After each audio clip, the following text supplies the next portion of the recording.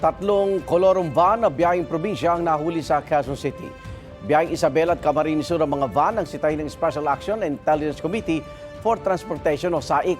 Walang maipakitang kaukulang dokumento ang mga driver nito.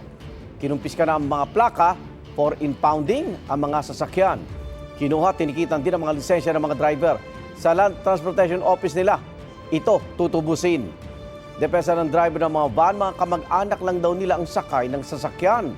Pero nabisto ng SAIC na may ilang pasahero na hindi nila kakilala o kaano-ano. Yung mga sakay po namin, sir, alos mga konektado lang din po sa pamilya po. Na mga gusto pong makauwi ngayong Pasko. Ito po'y napakadelikado para po sa ating mga kababayan sapagkat hindi po sila covered ng mga insurance ng mga sasakyan pong ito at yung pong yung pagiging koloro may illegal at yung pong mga pamasahe ay hindi nare-regulate